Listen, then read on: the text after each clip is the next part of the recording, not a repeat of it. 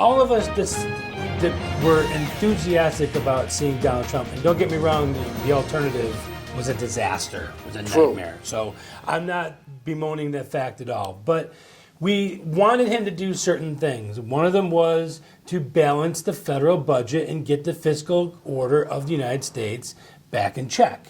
He just came out with his budget. They usually never get passed by Congress. It's going to be fudged with and whatever.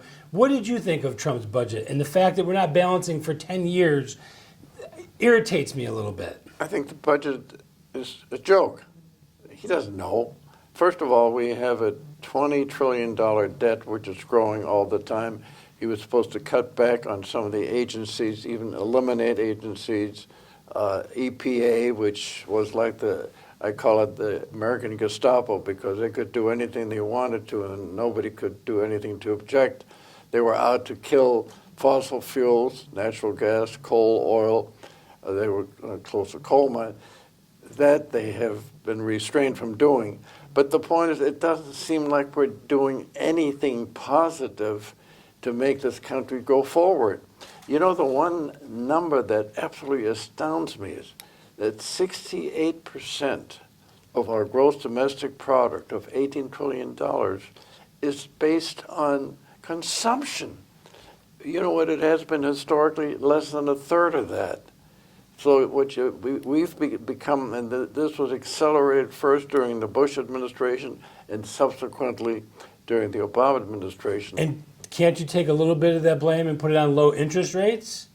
Easy to borrow, easy to get credit cards, easy at 2% to go out and put stuff on loan? But the big thing was that we were allowing the big conglomerates to move their businesses elsewhere. If they could make it cheaper in China or make it cheaper in our neighboring Mexico or even Canada or any place else, the big conglomerates are only interested in one thing, and that's profits and their quarterly reports to their investors. So if they can show bigger profits, they're going to get a higher price for their stock. So the point of this is that the fact is that we're in a situation right now that we don't have we don't have an upgrade in the healthcare situation. That hasn't worked. Nothing has been done about the tax structure, which is corporate taxes, individual taxes. We're going back to 1987. Nothing is being done on infrastructure. To me, the most important thing this country has, we've got to bring ourselves up to date on our internal But now you're talking about borrowing money again and spending money that we don't have again. Unless you're going to take a private sector approach and maybe put it into like a bond fund, a municipal bond fund or something, where investors could put money into it. It's just government boondoggle spending again. Well, we're very lucky that interest rates stay low.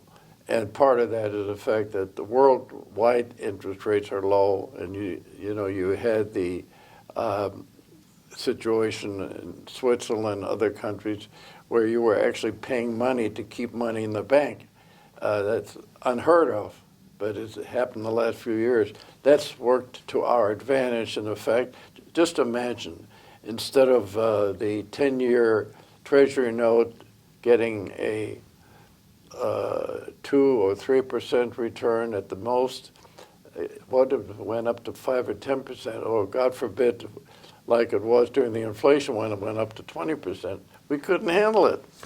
Part of that is that the interest on the debt would also double and triple. Well, of course. And so our own government doesn't want to see our payments have to be increased. So it's in their interest to keep interest rates low. Absolutely. And it discourages from saving. We're caught between a rock and a hard place, no question about it.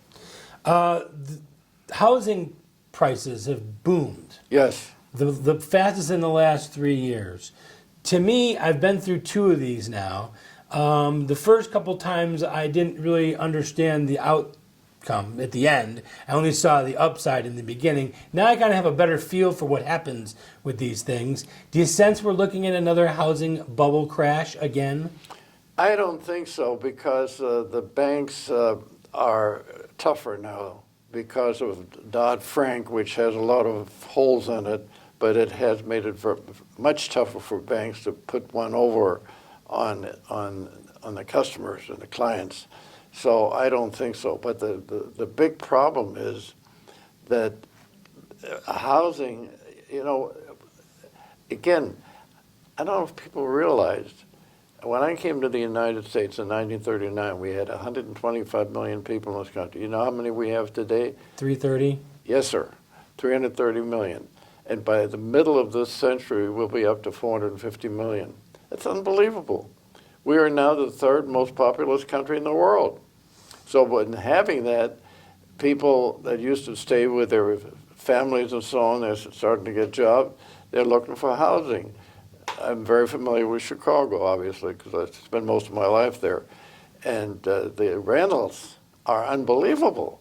For the same building the same apartment building that you used to pay a certain percentage for, it's double, triple that now today, because there is very much less rental. And more demand. Yeah, the demand is up.